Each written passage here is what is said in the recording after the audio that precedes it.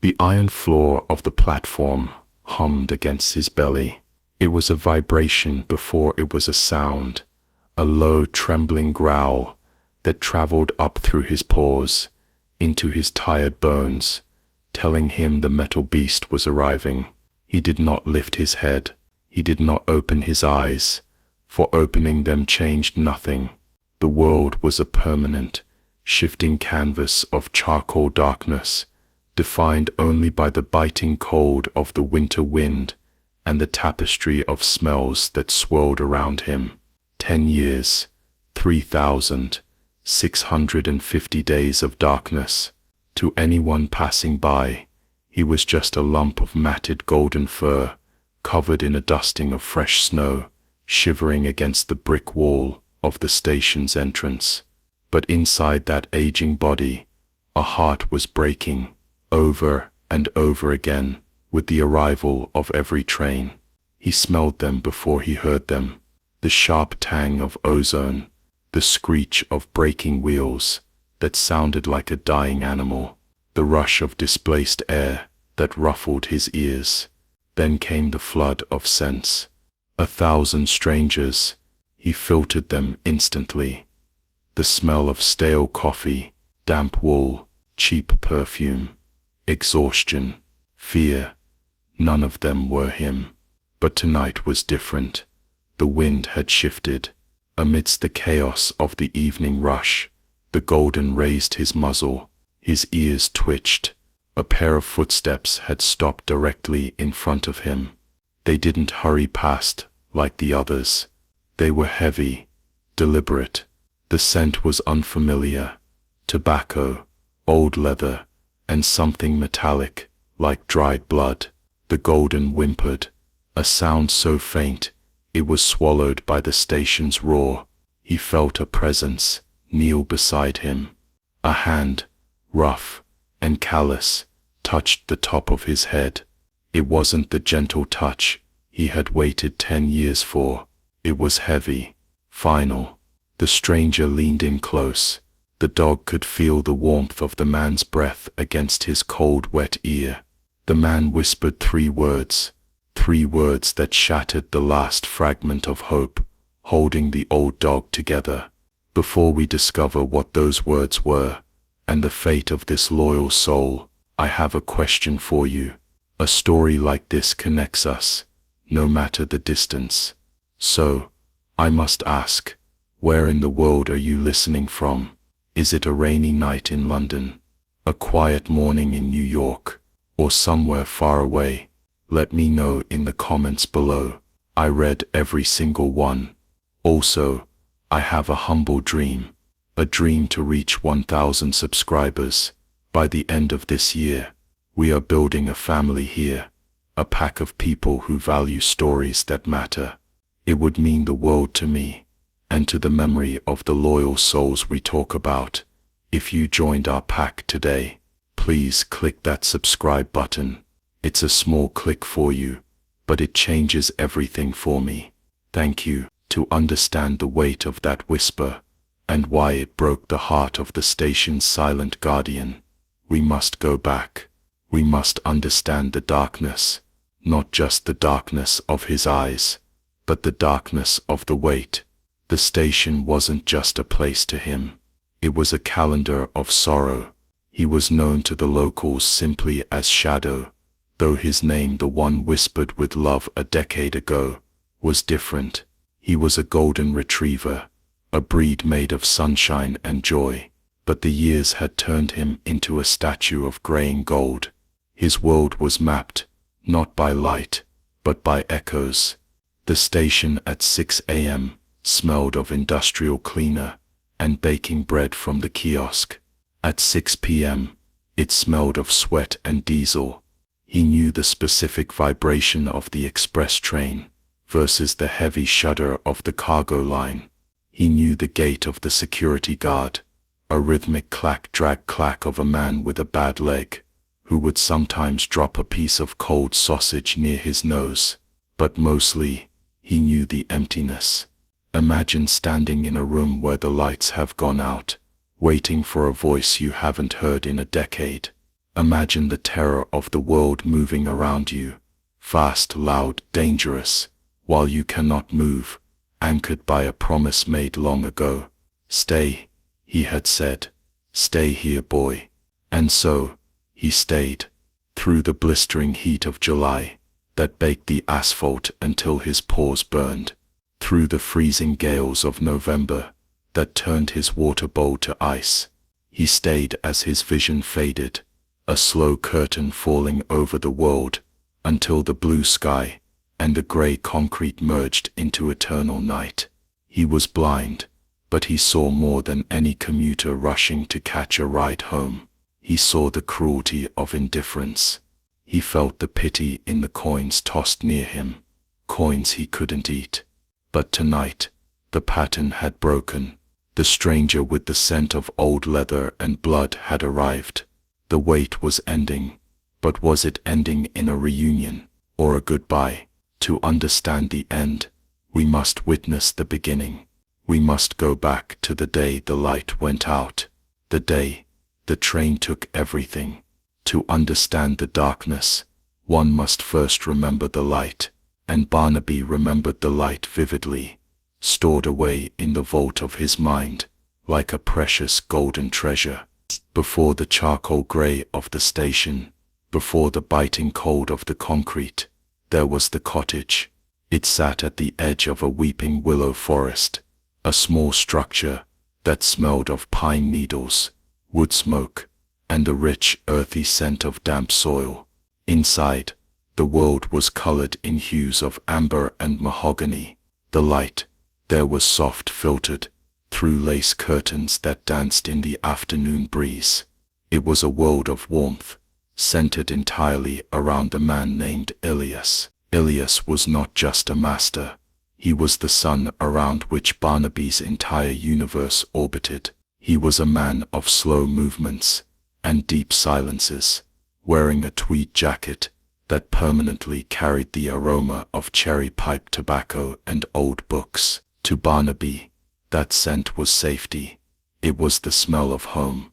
Their mornings were a symphony of perfect, unbroken routine. The day would begin with the scratch of a match against a striker, followed by the hiss of the gas stove. Barnaby would stretch his long golden limbs on the braided rug, his claws kneading the fabric in pure contentment, waiting for the heavy rhythmic thud of Elias's boots on the floorboards. Then came the hand. Elias's hand was rough, mapped with the calluses of a life spent working with wood, but his touch was gentle. He would bury his fingers into the thick fur behind Barnaby's ears, scratching that one specific spot that made the dog's leg twitch in ecstasy. "Good morning, my noble friend," Elias would rumble, his voice a deep baritone that vibrated in Barnaby's chest. Life was simple. It was the taste of buttered toast crusts saved for him after breakfast. It was the chaotic joy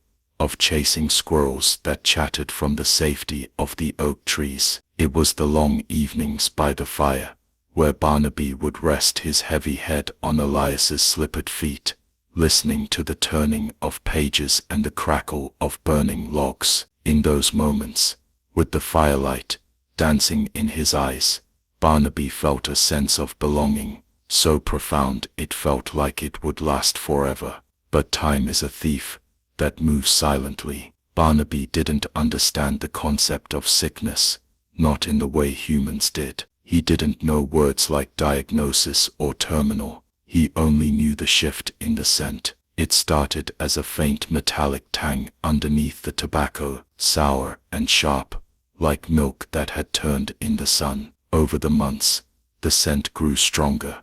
The walks into the woods became shorter, then stopped altogether. The ball, once thrown with a high soaring arc, now rolled feebly across the floor. Elias spent more time in the armchair, his breathing raspy and shallow, his hand often trembling when he reached out to stroke Barnaby's head. The vibrant energy of the cottage began to dim, mirroring the fading strength of the man who sustained it. Then came the morning of the suitcase. To a dog, a suitcase is an object of inherent suspicion. It is a dark mouth, that opens to swallow the familiar clothes, smells, the essence of the home, and locks them away. When Elias pulled the battered leather case from under the bed, dust motes dancing in the morning light, Barnaby felt a cold prickle of anxiety run down his spine. He paced the room, his nails clicking sharply on the wood, whining a low,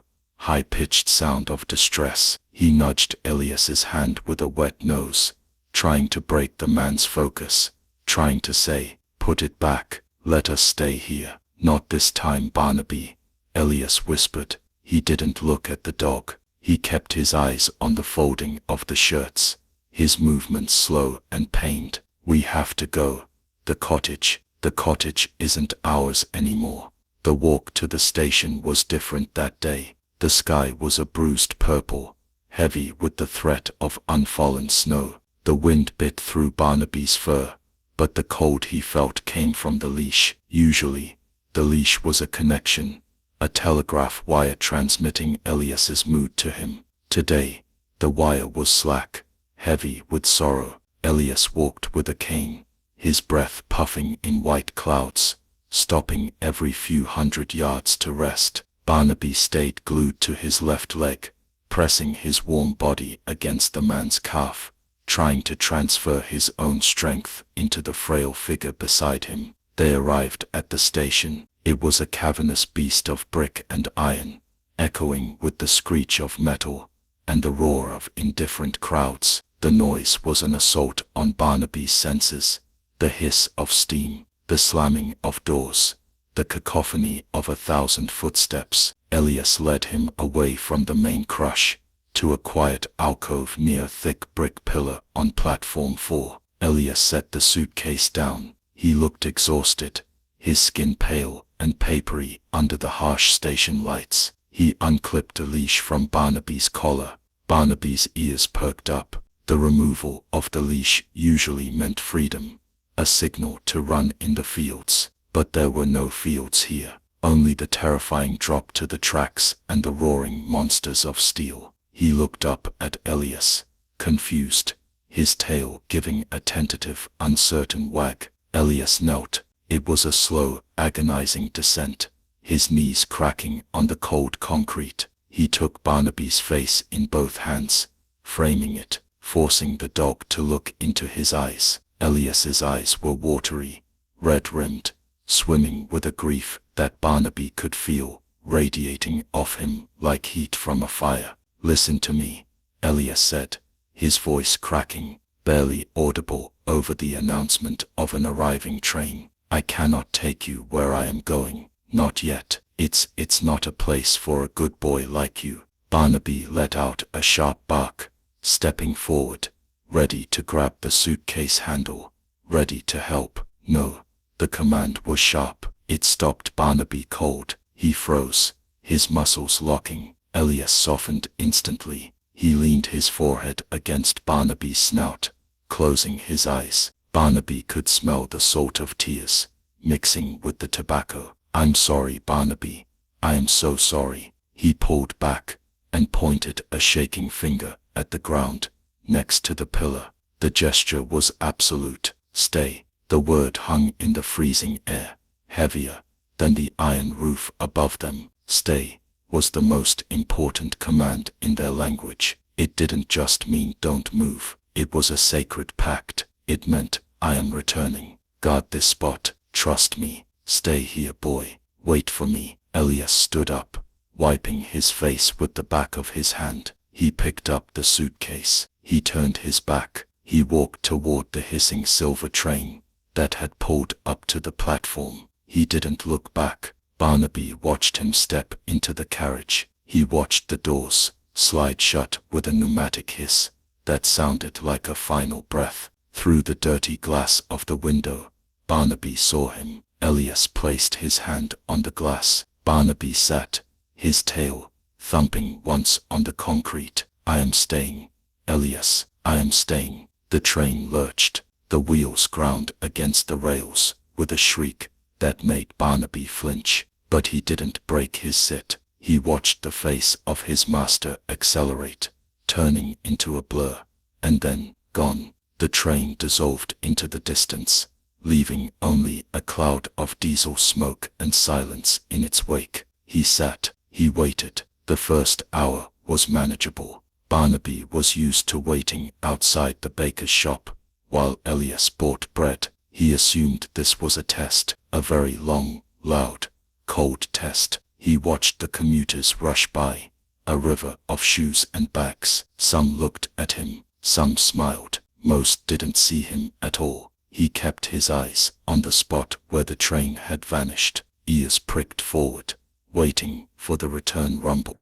The second hour brought the realization of the cold. The concrete platform was a leech, sucking the warmth from his paws and haunches. He shivered, but he didn't stand. Stay means stay. By the fourth hour, the sky beyond the station roof turned from grey to black. The crowds thinned. The lights of the station buzzed overhead, casting long, strange shadows. Hunger began to gnaw at his belly, a hollow ache. He remembered the buttered toast crusts. He whined softly, a high, thin sound that no one heard. By the sixth hour, the station was almost empty. The security guard, the one with the rhythmic limp, walked past. He stopped, looking down at the golden dog sitting statue still near the pillar. "Hey, buddy," the guard muttered, his voice rough. "You missed your ride." Barnaby didn't look at him. He was focused on the tracks.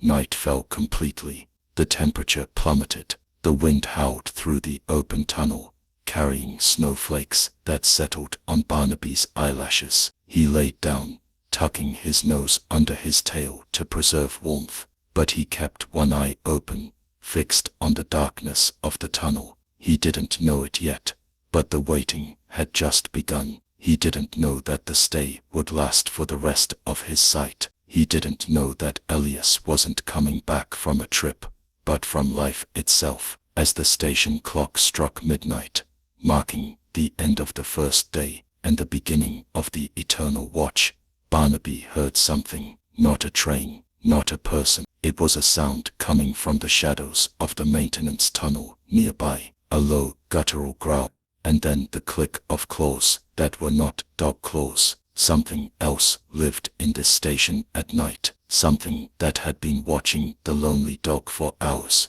waiting for the humans to leave. Barnaby lifted his head, the fur on his neck bristling. He was alone, he was abandoned, and now, for the first time in his life, he was hunted. The growl that echoed from the maintenance tunnel was not the playful rumble of the neighborhood dogs Barnaby used to know. It was a wet, ragged sound, vibrating with the intent of violence. From the shadows emerged a shape, a mangy, wire-haired mongrel, with one ear torn in half, and eyes that reflected the station lights with a sickly, yellow glint. This was the king of the tunnels, a creature born of the tracks, surviving on rats and the fear of weaker things. Barnaby, the golden-haired gentleman of the cottage, the dog who slept on Persian rugs and ate buttered crusts, did not know how to fight, but he knew his duty.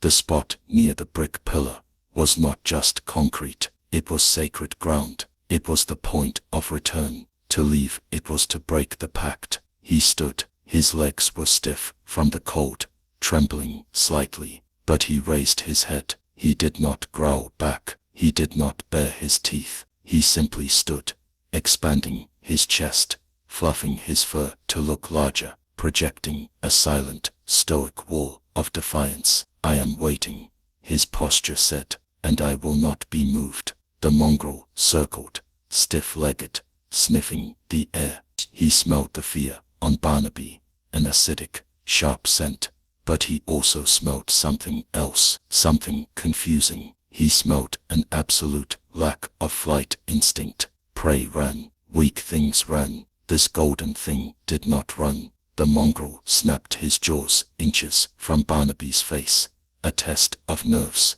Barnaby didn't flinch, he just blinked, his brown eyes fixed on the tunnel where the train had disappeared. Confused by this statue-like behavior, and perhaps sensing that a fight with a dog This size would cost too much energy for too little meat. The mongrel chuffed a sound of dismissal and slunk back into the darkness. Barnaby exhaled, a cloud of white mist escaping his snout. He lay back down, but he did not sleep.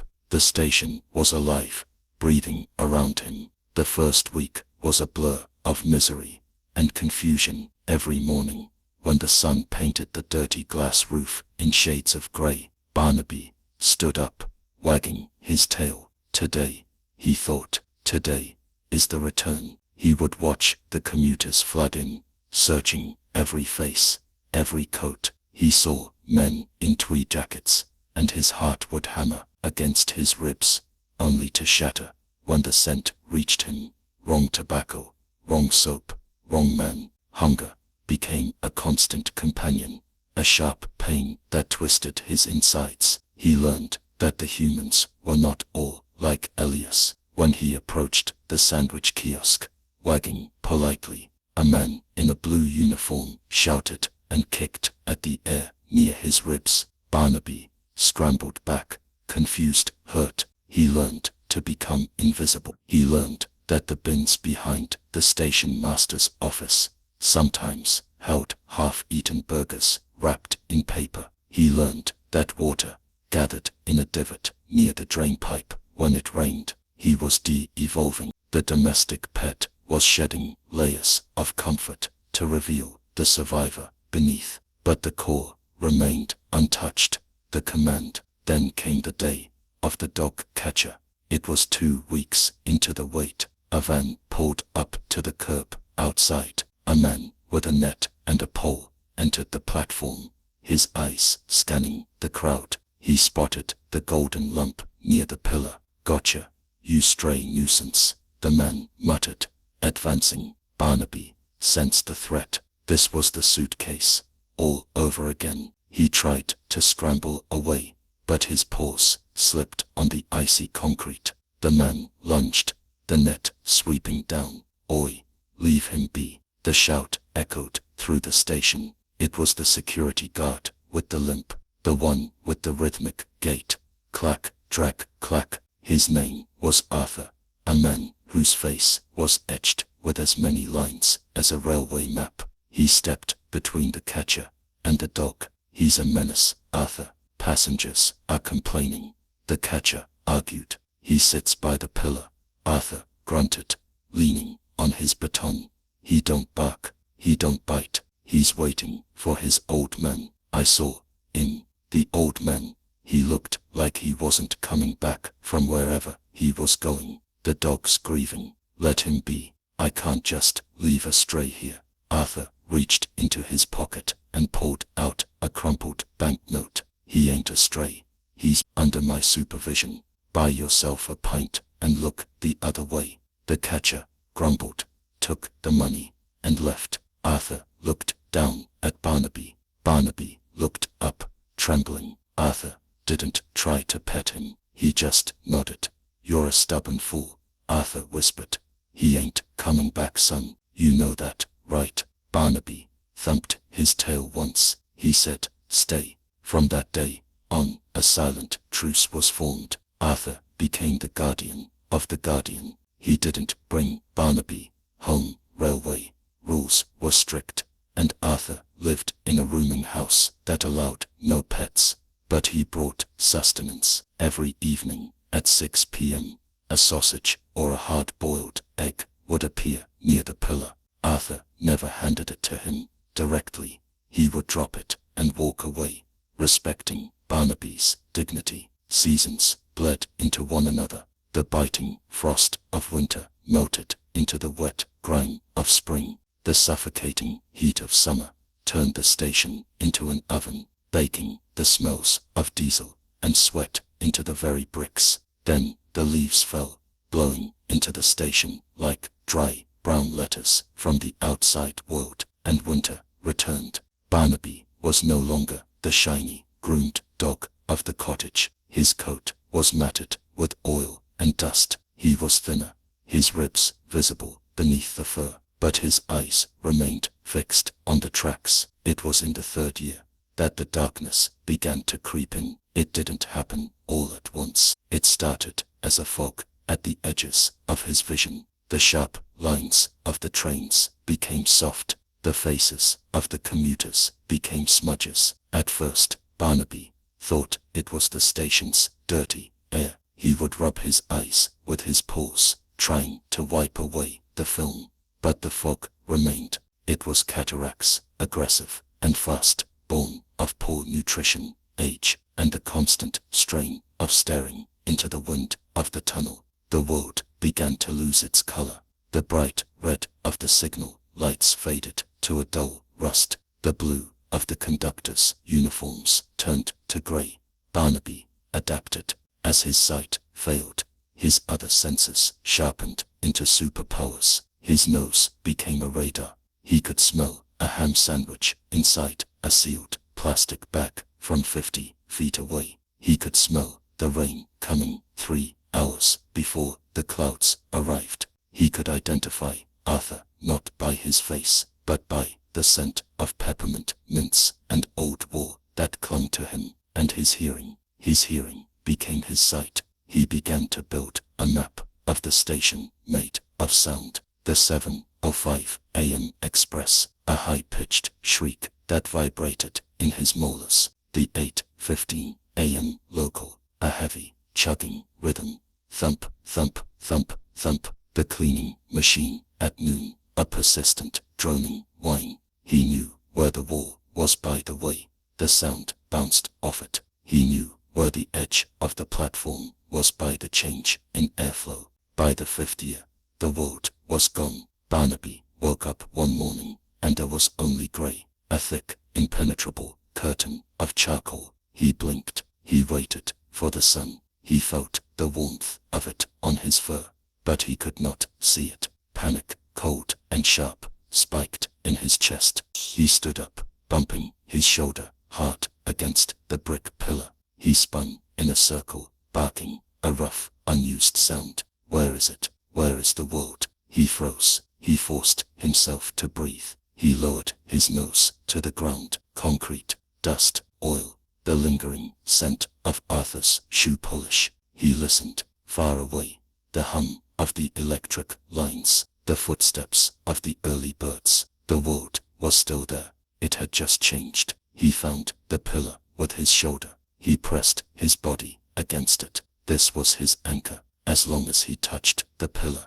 he knew where he was. He was at the spot. He was waiting. He was no longer Barnaby, the golden retriever who chased squirrels. He was Shadow, the blind sentinel of platform 4, the ghost that the commuters stepped around. And so, the blind watch began. He sat in the darkness, listening for a voice that lived only in his memory. Stay here, boy. He would stay, even if the sun never rose for him again. But on this particular night, the 10th winter of his vigil, something changed in the algorithm of the station. Shadow was lying with his chin on his paws, listening to the late night silence. The trains had stopped running. The station was locked. It was just him and the rats in the walls. Then the door to the street opened. It shouldn't have opened. It was 2 a.m. Shadow's ears swiveled like radar dishes. Footsteps, not Arthur's heavy limp, not the frantic click of a commuter. These were slow, deliberate steps, heavy boots, and with them came a scent that made Shadow's heart stop, then restart with a violent thud against his ribs. It wasn't Elias, but it was a scent connected to the day Elias left. It smelled of that same ancient leather suitcase. It smelled of the same specific, rare cherry pipe tobacco. Shadow stood up. His joints clicked. He swept his tail uncertainly through the air. He couldn't see, but he pointed his nose like an arrow toward the intruder.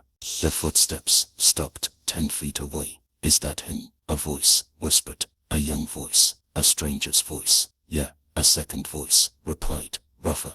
That's the one the old man talked about in the letters. The one he left behind. Shadow took a step forward, leaving the safety of the pillar. The scent of the tobacco was a ghost, a lure. pulling him into the unknown. Who were these men, and why did they smell like the memory of love? The darkness that enveloped Shadow was usually a void, empty and cold, but now it was throbbing with a scent so powerful, so laden with memory, that it felt like a physical pull. Cherry tobacco, old wood, the faint, sweet dust of the cottage library. It was the olfactory ghost of Elias, weaving through the stagnant air of the station like a golden ribbon. Shadow stepped away from the pillar. His paws, calloused and cracked from years of concrete, moved silently. He couldn't see the figures standing in the pool of dim night near the entrance, but he could hear the distinct rhythm of their hearts. One was beating fast, the flutter of a bird trapped in a room. The other was slow, steady, heavy. Careful, Jack, the younger voice whispered again. He looks like part of the floor. Are you sure he's alive? He's standing, isn't he? The rougher voice replied. This voice carried the weight of years, much like Elias's, but it lacked the warmth. It was jagged, tired. Shadow stopped 5 feet away. He lowered his head, his nose working overtime. The scent was coming from the older man. It wasn't coming from him exactly, but from something he was carrying. A bag, canvas, and leather. The friction of the fabric as the man shifted his weight sent a sound like sandpaper through Shadow's sensitive ears. The older man took a step forward. Shadow didn't retreat, but he stiffened. The muscles in his hind legs coiled, ready to spring back to the safety of the pillar.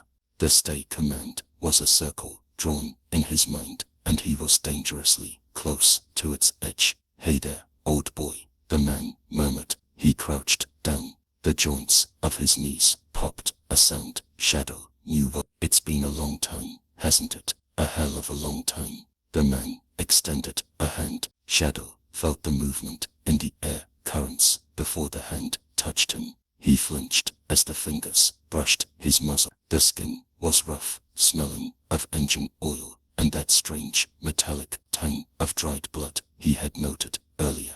But beneath that, buried deep in the pores of the stranger's skin, was the DNA of the master. This man was not Elias, but he was of Elias. Shadow let out a long, shuddering breath. He allowed the man to scratch behind his ears. It wasn't the right spot. Elias knew the exact millimeter that triggered the leg twitch, but it was a touch. And in a world of kicks and cold winds, a touch was a miracle. He's blind, Dad, the younger voice said, filled with sudden pity. Look at his eyes. They're clouded over. Yeah, the older man grunted. The letter said he might be.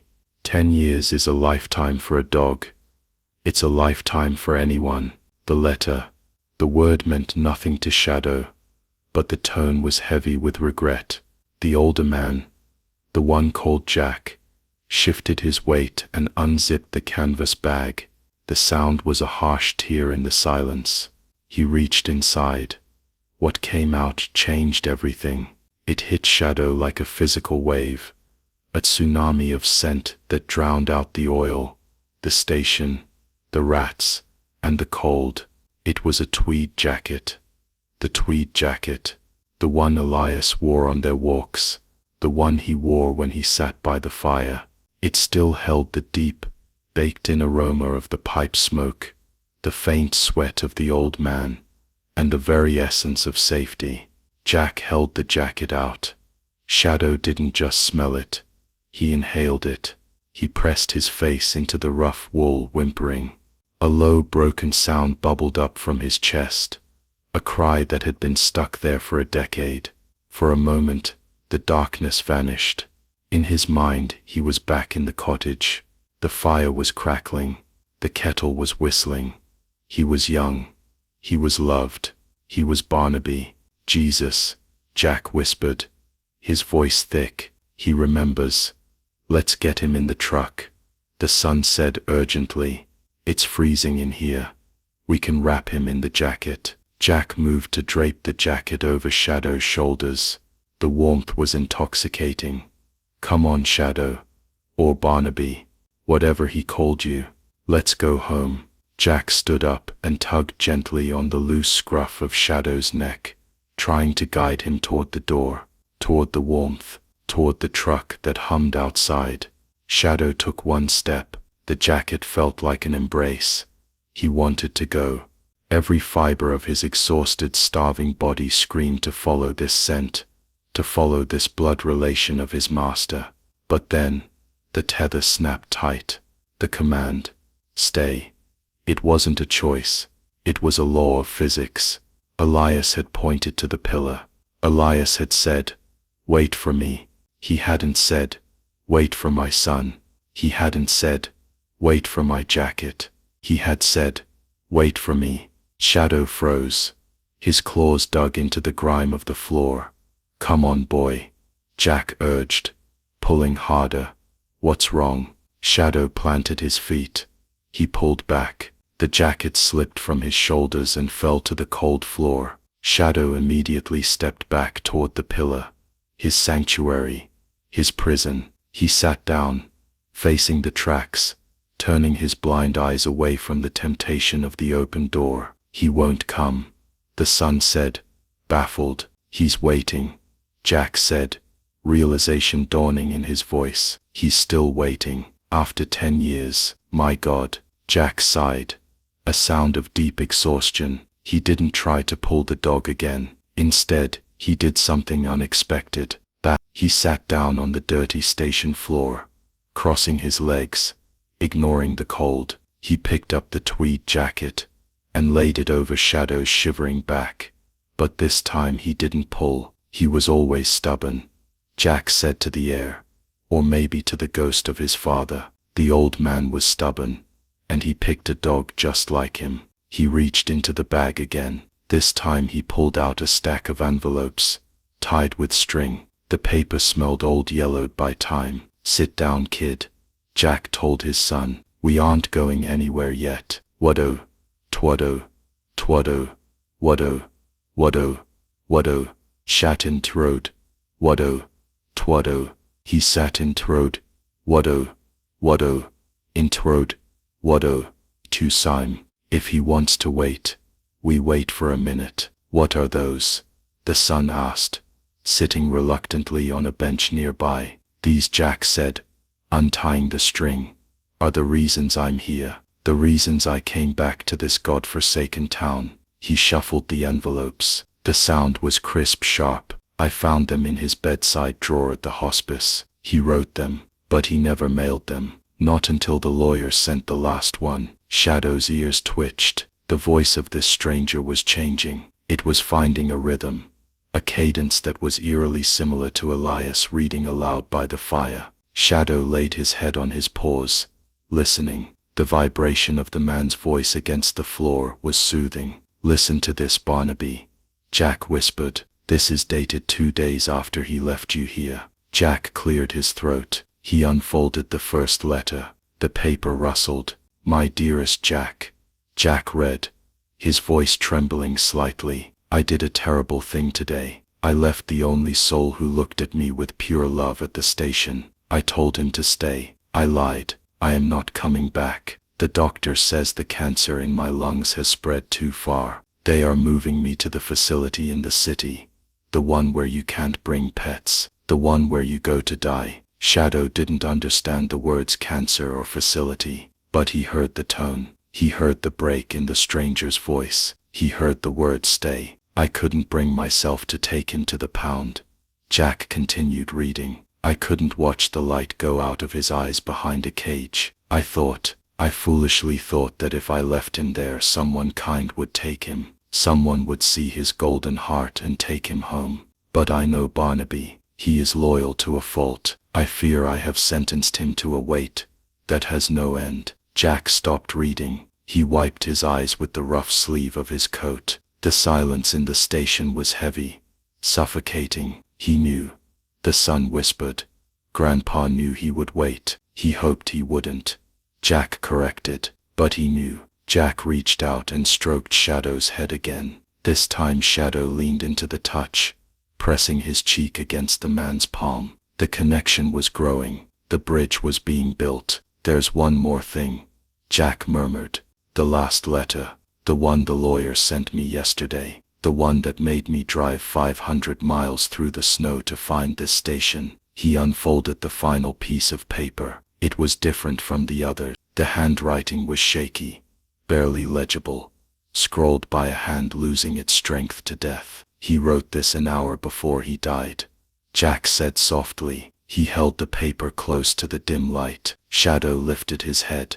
The air shifted. The atmosphere in the station seemed to compress, focusing entirely on the piece of paper in the man's hand. "Jack," the letter read, "if you are reading this, I am gone. And if my fears are right, Barnaby is still there. He is waiting for the release. He is waiting for the command to end the watch. You are my blood, Jack. You have my voice. Go to him, find him, and tell him." Jack paused. He looked down at the blind dog whose milky eyes were searching the darkness for a sign. "Tell him what, Dad?" the son asked, leaning forward. Jack swallowed hard. He looked at the 3 words written in shaky ink at the bottom of the page. 3 words that held the power of life and death. "I have to say it," Jack whispered, "but I don't know if I can. If I say it, it breaks him. It ends his purpose. If you don't say it," the son replied gently, "he dies waiting on this floor."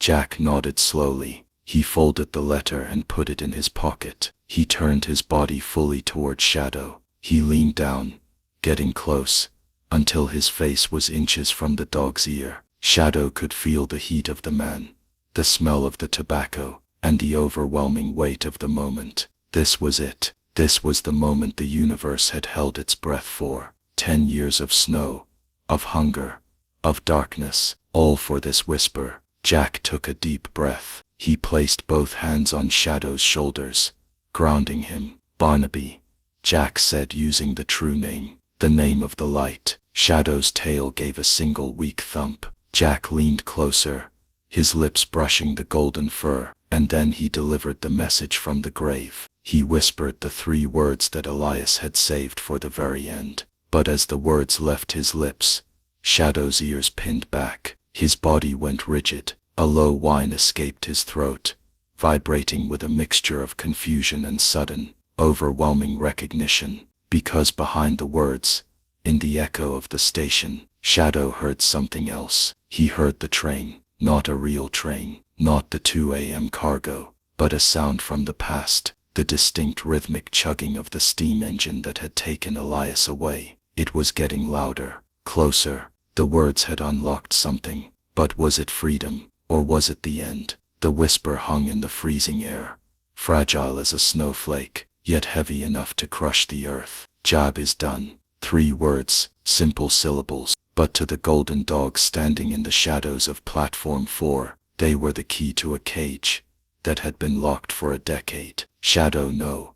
Barnaby stood frozen, his ears tattered and graying, swiveled forward, straining against the noise of the phantom train in his head. The rhythmic chug-chug-chug of the steam engine that had taken Elias away was deafening, a crescendo of memory that threatened to drown out the present. But Jack's voice, the voice that carried the same genetic resonance as the master, cut through the phantom noise. "Job is done." The command filtered through the layers of Barnaby's mind. It bypassed the hunger, the cold, and the arthritis in his hips. It went straight to the ancient, wired instinct that governed his existence. The stay was a knot, tight and painful. "The job is done," was the hands that untied it. Barnaby exhaled. It was a long, shuddering breath that emptied his lungs of the station's stale air. The tension that had held his spine rigid for 10 years simply evaporated. His legs, usually braced against the concrete like pillars of stone, suddenly turned to water. He didn't walk toward Jack. He collapsed toward him. His front legs folded, and his chest hit the dirty floor with a heavy thud. It wasn't a collapse of death, but of surrender. The watch was over. The guard could finally rest. "I got you," Jack said, his voice thick with emotion. "I got you, buddy." Jack didn't hesitate. He dropped the canvas bag and scooped the large bony dog into his arms. Barnaby was heavy, dead weight made of fur and bones. But Jack lifted him with the desperate strength of a man trying to fix a mistake made a generation ago. Barnaby groaned, a low guttural sound of relief as he was lifted off the concrete. For the first time in 3,650 nights, the cold floor was not touching his belly. He was suspended in the air, held against a chest that thumped with a slow, steady rhythm. The smell of the tweed jacket wrapped around him was overpowering now, a cocoon of cherry tobacco and memories. "Open the door, kid," Jack grunted to his son. They moved toward the exit. The movement felt strange to Barnaby. He was flying. The station, his entire world was moving away from him. He couldn't see the brick pillar receding into the darkness, but he could hear the acoustic shift. The echo of the high ceiling faded. The smell of ozone and rat droppings grew fainter. The blast of winter air as they stepped onto the street was shocking. It was cleaner, sharper than the air inside. The wind howled, whipping Barnaby's fur, but he didn't shiver. He was held. "Truck now, heater on full," Jack commanded. There was the sound of a heavy metal door creaking open, then the scent of a vehicle cabin, old vinyl, stale coffee, and gasoline. Jack laid Barnaby gently across the bench seat of the truck. The vinyl was cold for a second, but then the engine roared to life. A moment later, a blast of hot air erupted from the vents, hitting Barnaby's face. Heat, real, aggressive, artificial heat. It pricked at his frozen nose. It seeped into his matted fur. It began to thaw the ice that had formed between his toes. Barnaby let out a sigh that rattled his ribs. He closed his blind, milky eyes. The phantom train sound was gone. There was only the rumble of the idling truck engine, a vibration that felt like a giant purr. Jack climbed into the driver's seat, closing the door and sealing them in this warm metal cave. The son climbed in the passenger side, sandwiching the dog between them. "Is he okay?" the son asked, reaching out to touch Barnaby's flank. "He's exhausted," Jack replied, putting the truck in gear. "He's been working a double shift for 10 years, kid. Let him sleep." The truck began to move. The sensation of motion was terrifying at first. Barnaby scrambled his paws on the seat, his claws clicking on the vinyl, but Jack placed a heavy, reassuring hand on his shoulder. "Easy, Barnaby. We're going home. The real home." Home. The word was a sound, but the feeling was the hand on his shoulder. Barnaby settled. He rested his heavy head on Jack's thigh. The denim of the man's jeans smelled of sawdust, just like Elias. As the truck navigated the snowy roads, leaving the town and the station behind, the warmth of the cabin began to penetrate deep into Barnaby's bones. It was a sensation of such profound relief that it felt almost like pain. The ice in his joints was melting. The knot of anxiety in his stomach was unspooling. In this quiet moment, with the wiper's rhythmic thwack-thwack against the windshield, and the heater humming a lullaby, the world felt safe again. If you can feel the warmth returning to Barnaby's bones, and if this story is touching your heart, please gently hit the like button to support this journey. It helps more than you know to share this warmth with others. Barnaby drifted. He was no longer in the truck. He was drifting in the space between sleep and memory. In his mind, he wasn't blind. The darkness behind his eyes swirled with colors. He saw the green of the summer grass. He saw the flash of a red rubber ball.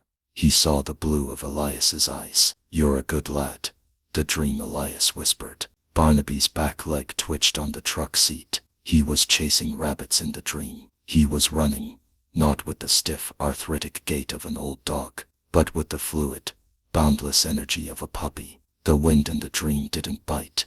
It caressed. "He's dreaming," the son whispered, watching the old dog twitch. "Look at him. He's running.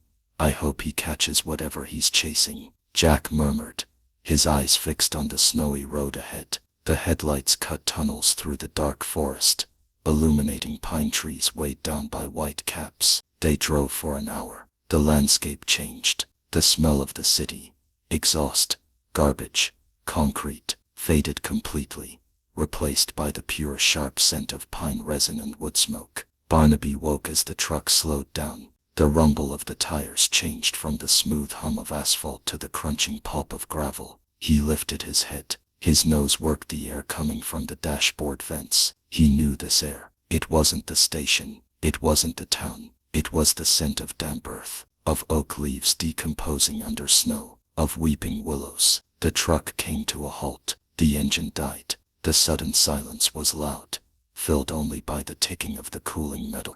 "We're here," Jack said softly. Jack opened his door and stepped out into the snow. The cold rushed in, but it wasn't the hostile cold of the platform. It was the clean cold of the woods. Jack reached back inside and lifted Barnaby out. Barnaby's paws touched the ground. It wasn't concrete. It was snow, deep and soft, and beneath it, the frozen earth. He stood, swaying slightly. He took a breath, and then he froze. There was a smell on the wind, faint, ghostly, but undeniable. It was the smell of the cottage. His cottage. Jack hadn't lied. They had come back. The house had been sold years ago, but Jack had bought it back last week, using the inheritance Elias had left untouched. He had bought it for this moment. "Come on, old boy," Jack said, his boots crunching in the snow. "Let's get you inside." Barnaby didn't need eyes to navigate this path. His paws remembered the topography of the garden. He knew that 3 steps to the left was the old oak tree, where he buried his bones. He knew that the stone walkway curved to the right. He walked, pulling slightly on the invisible leash of memory, leading Jack toward the front door. Jack unlocked the door. The hinges creaked. A familiar song. They stepped inside. The air in the house was stale, unused for years, but underneath the dust was the olfactory signature of the pack. The wood of the floorboards held the memory of Elias's boots. The walls held the echo of his laughter. "I came early and turned the heating on," Jack said to his son, "and I lit the fire." Barnaby walked into the living room. He could hear the fire crackling. The heat washed over him, smelling of birchwood. He navigated around the sofa. He knew exactly where it was, and walked toward the hearth. There in front of the fire lay the old braided rug. Jack had found it in the attic and put it back. Barnaby stepped onto the rug. The texture was rough against his pads, the most beautiful feeling in the world. He circled 3 times, a ritual he hadn't performed in 10 years. 1, 2, 3. He collapsed with a heavy sigh, resting his chin on his paws, facing the heat. The firelight warmed his blind face. Jack sat down in the old armchair behind him. The springs squeaked. "We're home, Barnaby," Jack whispered. "We're home." Barnaby closed his eyes. The station was gone. The concrete was gone. The cold was gone. He was back where the wait began. The circle was closed. But as the warmth seeped into his marrow, Barnaby felt a different sensation. It wasn't sleepiness. It was a lightness, a strange floating feeling in his chest, the heavy weight of his body, the pain in his hips, the ache in his belly. It was all starting to fade, not fixed, but distancing. He took a deep breath, inhaling the fire, the wood, the scent of Jack. He was happy. He was safe. The job was done. But in the quiet of the room, Barnaby's heart gave a strange fluttering skip, a skipped beat, then another. The engine that had run for 10 years on pure hope was finally sputtering. He lifted his head one last time, turning his blind eyes, not toward the fire, but toward the corner of the room, where Elias's old chair stood. His ears perked up. He heard something, not the sun, not Jack, not the fire. He heard a whistle, a specific 2-note whistle, the one Elias used to call him for dinner, the one he hadn't heard since the morning of the suitcase. Barnaby's tail gave a weak thump against the rug. He wasn't imagining it. The sound was clear, and with it, a shadow moved in the darkness of his vision, a shadow that was lighter than the dark. The wait was over, but the journey was just beginning. The fire in the hearth was no longer just a source of heat. It was a living, breathing entity, consuming the oxygen in the room, and replacing it with a heavy golden drowsiness. To Barnaby, the crackling of the birch logs sounded like distant applause, a rhythmic percussion that was slowly sinking with the fading beat of his own heart. He was lying on the braided rug, the rough texture pressing into his flank, but the sensation was distant. It was as if his body, the heavy, aching vessel of fur and bone that had endured 10 winters on concrete, was becoming a separate thing. He inhabited it, but he was no longer trapped by it. The pain in his hips, a sharp biting companion that had walked with him for years, began to dull. It didn't disappear. It simply drifted away, like a boat untethered from a dock, floating out into a misty lake, until it was just a speck on the horizon. The gnawing hunger in his belly, the phantom cold in his toes, they all retreated. In their place came a lightness, a sensation of floating. Jack sat in the armchair a few feet away. Barnaby could hear the man's breathing. It was ragged, heavy with suppressed emotion. He could smell the salt of fresh tears falling onto denim. Jack knew. The animals always know when the humans know. There is a shift in the air pressure, a density that descends when a soul prepares to depart. He's quiet, Dad, the son whispered from the doorway. Is he sleeping? He's traveling, Jack replied softly. The words hung in the air, poetic and true. He's packing his bags, kid. He's done the work. He's just waiting for the train. Barnaby's ear twitched. The train. The word no longer carried the scent of fear or diesel. It didn't bring the memory of the screeching wheels that took Elias away. Instead, the concept of the train morphed in his mind. It became a vessel of light, a transport back to the beginning. Barnaby took a deep breath. The air in the cottage was thick with the scent of the present wood smoke, old wool, the metallic tang of the fire poker. But underneath it, the other scent was growing stronger. It was the smell of a specific morning in October, 10 years ago. The smell of fallen maple leaves damp with dew. The smell of the leather leash. The smell of Elias's hand cream, lanolin, and beeswax. It was approaching him, not from the door, but from the center of the room. He lifted his head. The movement was slow, fluid, underwater. His eyes were still blind. The milky cataracts still veiled the physical world in charcoal gray. But in the center of that grayness, a light began to pulsate. It wasn't a glare. It was a soft amber glow, pulsating in time with the whistle he had heard earlier. 2 notes, low, then high. The whistle of the pack leader. Barnaby gave a low woof. It was barely a sound, more of an exhalation of air that flapped his lips. I'm here, buddy, Jack whispered. He slid off the armchair and sat on the floor next to the dog. He placed his hand on Barnaby's chest, right over the slowing heart. I'm right here. You're not alone. You are not at the station. You hear me? You are not alone. Barnaby leaned into the hand. He wanted to lick Jack's fingers, to comfort the human who was radiating sadness, but his tongue felt heavy. Instead, he communicated through the only channel left, his energy. He pushed a wave of gratitude toward the hand. I know, he said in the silent language of his kind. I am safe. The room began to expand. The walls of the cottage seemed to dissolve, melting away into the shadows. The ceiling opened up to reveal a sky that wasn't dark, but filled with the soft, impossible light of a perpetual dawn. Barnaby felt a tug, not a pull on a leash, but a tug on his soul. It was gentle, insistent. Come. He really looked into the darkness of his blindness, and the curtain began to thin. The gray static that had been his prison for 5 years started to shred, tearing apart like cobwebs brushed away by a strong hand. Through the tears in the veil, he saw color. He saw the vibrant green of the weeping willows. He saw the rich, deep red of the rug. He saw the golden flicker of the flames, not as heat but as pure light. And then he saw the shoes. They were standing by the fireplace. Brown leather boots, lace tight, worn at the toes, smelling of earth and oil. They weren't Jack's boots. Jack wore modern hiking boots with rubber soles. These were old. These were crafted by hand. Barnaby's heart gave a massive thundering kick. Thump thump. He traced the boots up. He saw the corduroy trousers, baggy at the knees. He saw the hem of the tweed jacket, the very jacket that was currently draped over his own body in the physical world. He looked up further. The face was blurry, like a reflection in a rippling pond. But the eyes were clear, blue, infinite, crinkled at the corners with a smile that had waited a decade to return. Elias. He was young again. The sickness that had wasted him away, the cancer that had turned him into a skeleton in the station, was gone. He was the Elias of the woods, the Elias of the strong throw. The Elias of the pack. You stayed, the vision whispered. The voice didn't come from the air. It resonated inside Barnaby's skull. You stayed, you stubborn, beautiful fool.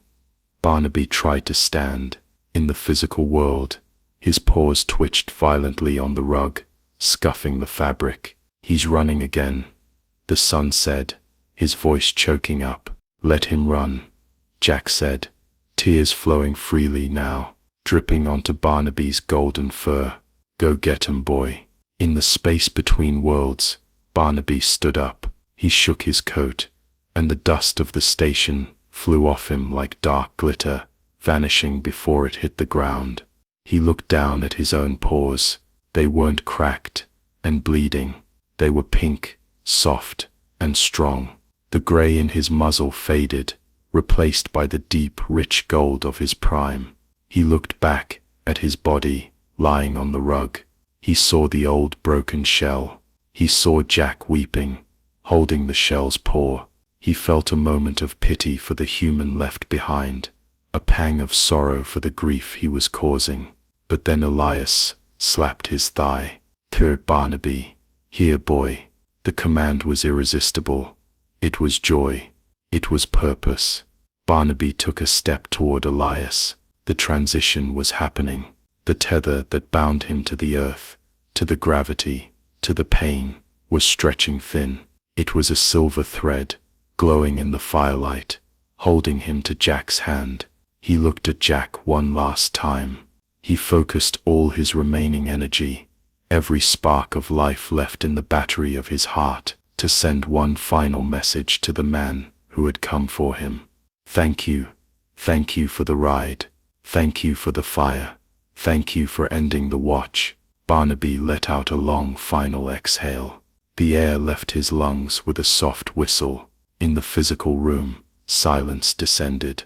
It was a heavy, sacred silence. The fire popped, a loud crack that sounded like a gunshot's. Jack froze. He kept his hand on the dog's chest. He waited for the next beat. 1 second, 2 seconds, 3 seconds. There was no next beat. The drum had stopped. "Dad," the son whispered. Jack didn't answer immediately.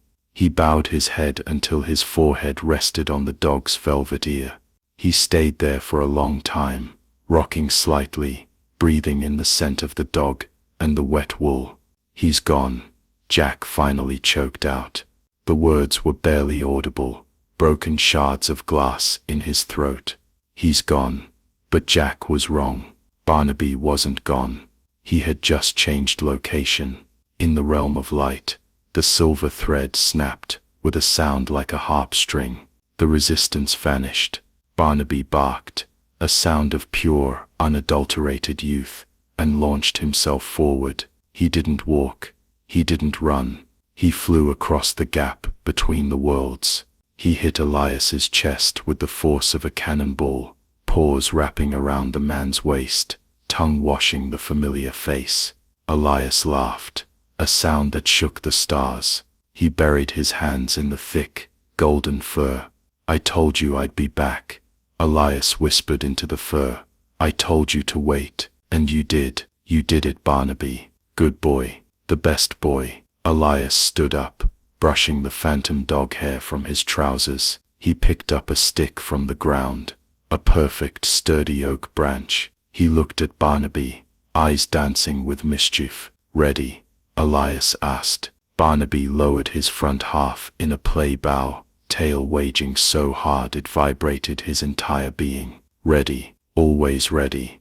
Elias pulled his arm back. He threw the stick. It sailed high, higher than any stick had ever gone, arcing over the weeping willows, over the clouds, into the endless golden fields of the forever. "Fetch." Barnaby turned. He dug his claws into the stardust. He launched himself into the sprint. The station was a memory. The cold was a dream. The wait was over. The run had begun. The silence that followed was not merely the absence of sound.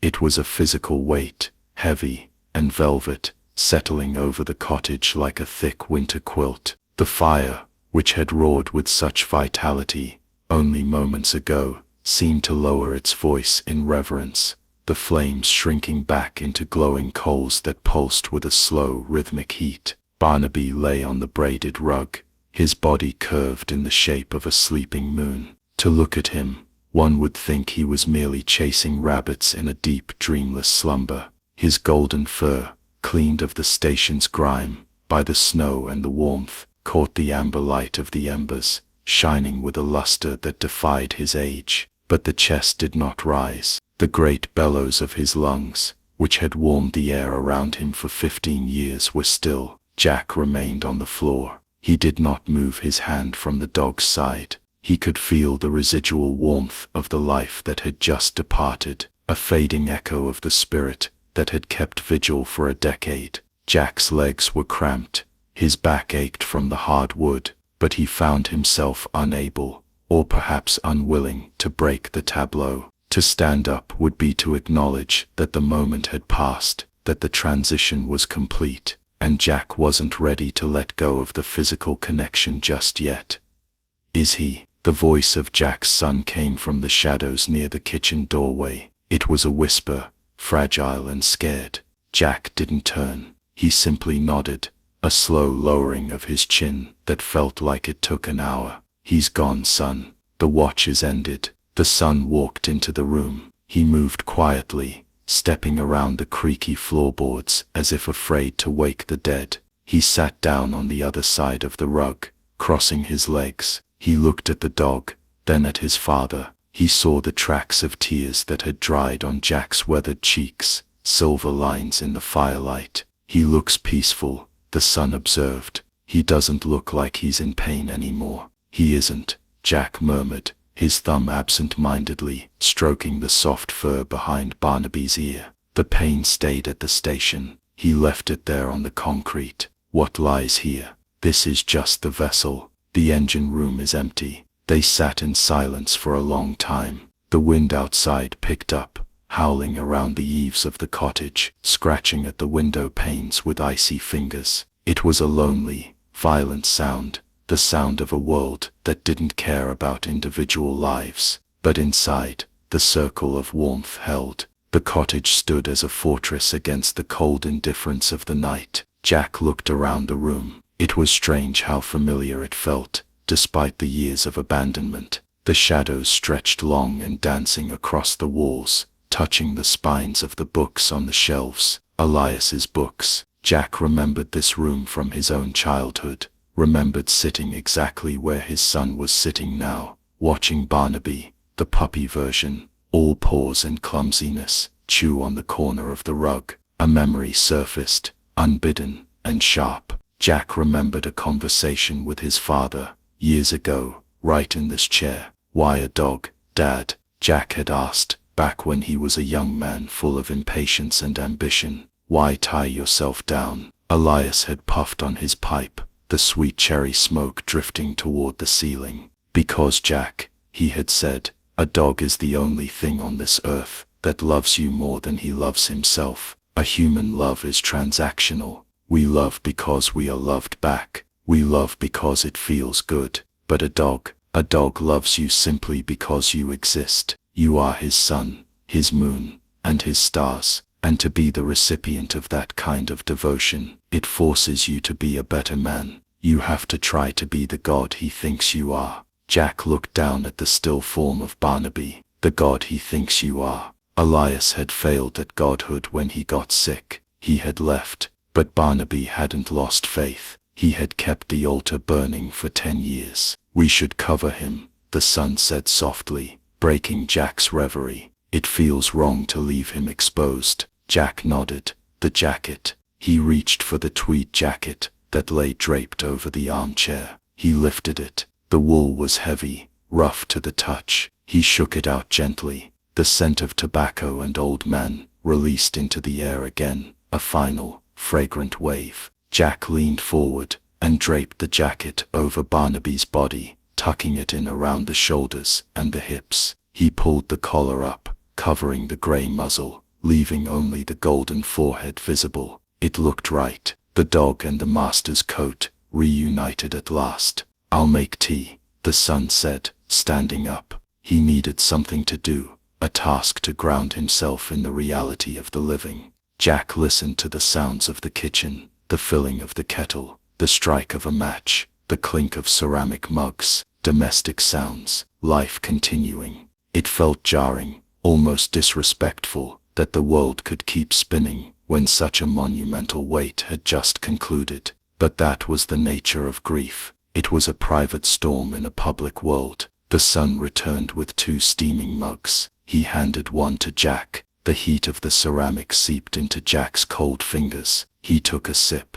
Earl Grey, hot, sweet, grounding. "What do we do now?" the son asked. "We wait," Jack said. "We hold the vigil. We don't leave him alone in the dark. Not tonight." And so the night passed in a slow, meditative drift. The fire burned down to ash, and Jack rose only once to add more logs, keeping the light alive. They didn't speak much. There was no need for words. The story had been told. Now it was just the epilogue of the night. Jack found himself watching the shadows, half expecting to see the rise and fall of the dog's flank. The mind plays tricks in grief. It refuses to accept the cessation of movement. Every pop of the firewood sounded like a tail thump. Every whistle of the wind sounded like a whine at the door. Around 4 a.m., the atmosphere in the room shifted. The heavy, suffocating weight of death began to lift, replaced by a strange clarity. The cottage felt colder,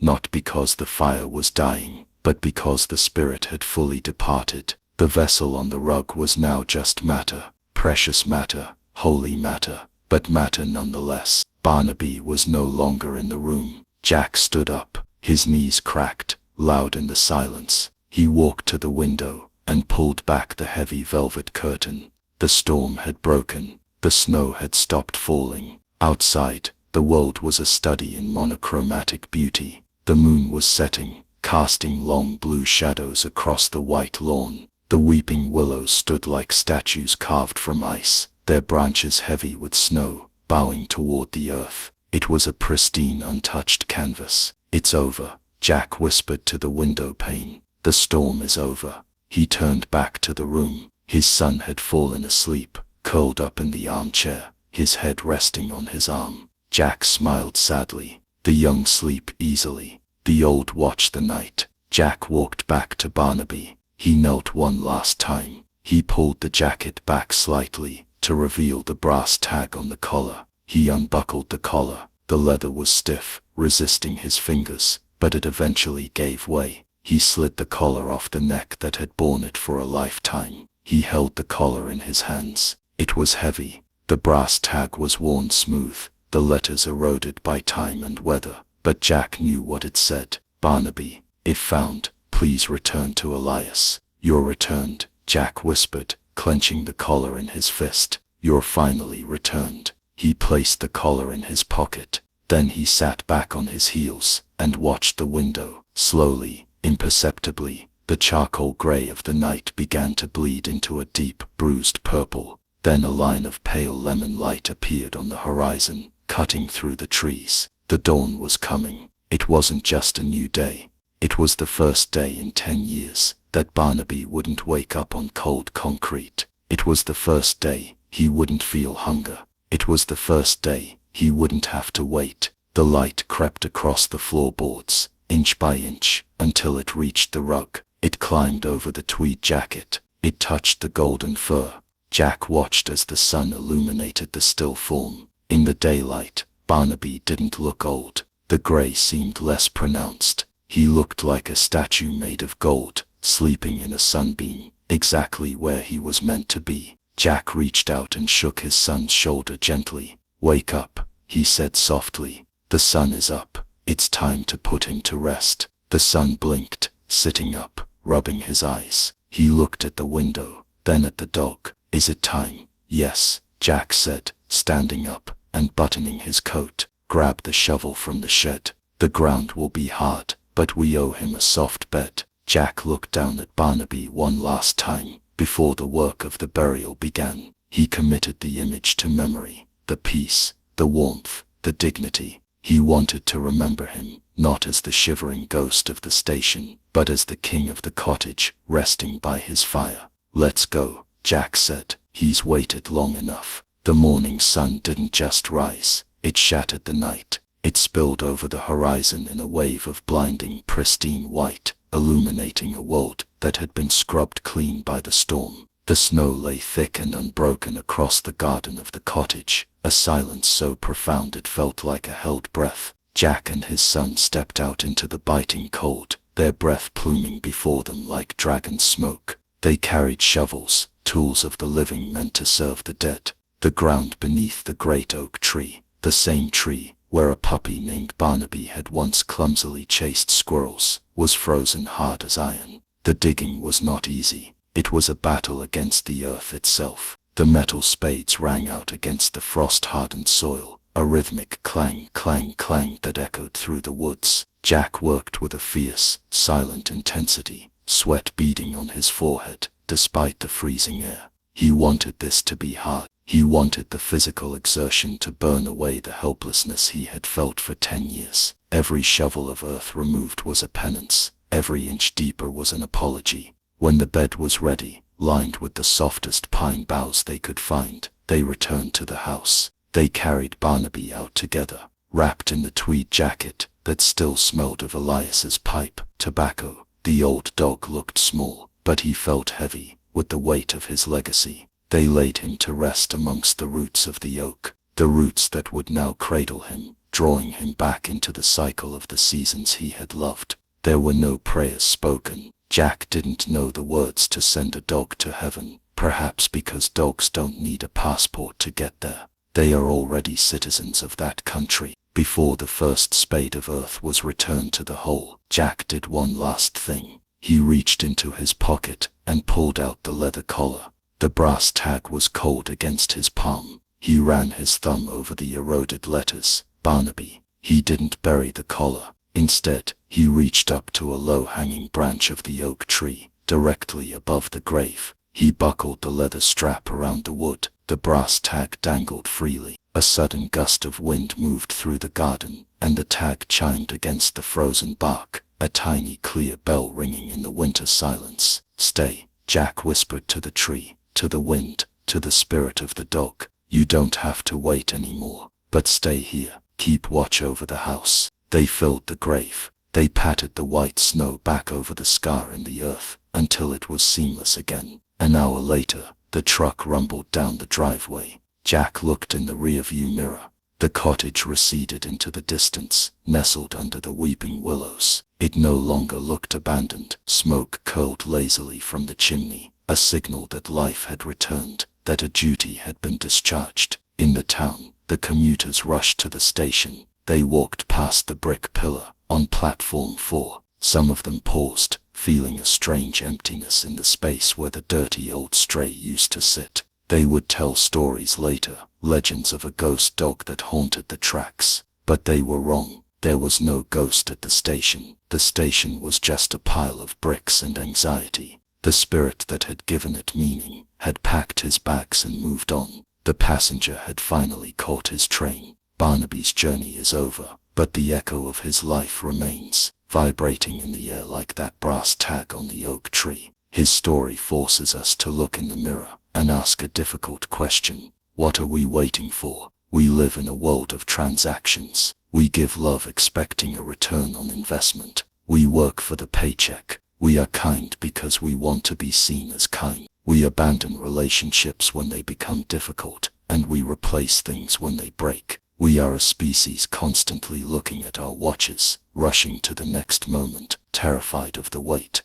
But Barnaby sat on freezing concrete for 3,650 days, blind, starving, alone. He didn't wait because he expected a reward. He didn't wait because he was foolish. He waited because he believed in the sanctity of a promise. To him, loyalty wasn't a choice. It was gravity. It was the physics that held his universe together. He teaches us that true love is not about presence. It is about faith. It is the audacity to believe that the connection between two souls is stronger than time, stronger than distance, stronger even than death. Elias was right. A dog is the only thing on earth that loves you more than he loves himself. To a dog, you are not just a person, you are not just a provider of food, you are the sun, you are the logic of their world. When you leave, the lights go out, and they will sit in the dark, patiently, quietly, for a lifetime, just hoping for a spark to return. So I ask you today,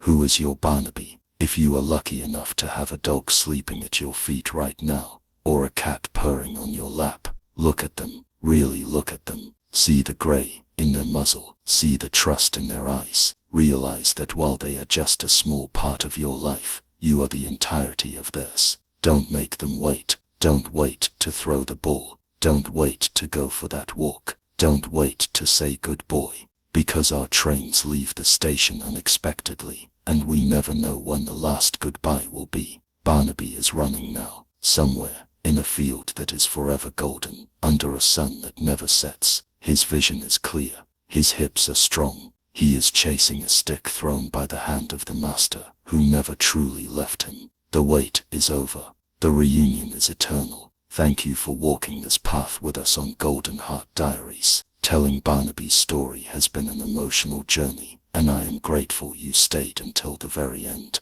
This channel is a sanctuary for these stories, stories of loyalty, of survival, and of the profound bond we share with our four-legged companions. As I whispered at the beginning of this tale, I have a humble dream. I am working to build a pack of 1,000 subscribers by the end of this year. It is a small number in the vastness of the internet, but to me, every single subscription is a person who has chosen to listen with their heart. If Barnaby's loyalty brought a tear to your eye, or if you felt the warmth of that final fire, please consider clicking the subscribe button. Help us reach that goal. Help us keep these stories alive. And before you go, I want to honor the loyal souls in your life. In the comments below, tell me the name of the pet who is waiting for you, either at home or across the rainbow bridge. Let's fill the comments with their names, a digital monument to the love that never dies. I'm reading every single one. Until the next story, hold your loved ones close, keep your heart golden, and remember, they are never truly gone. They just run ahead to scout the trail. Good night.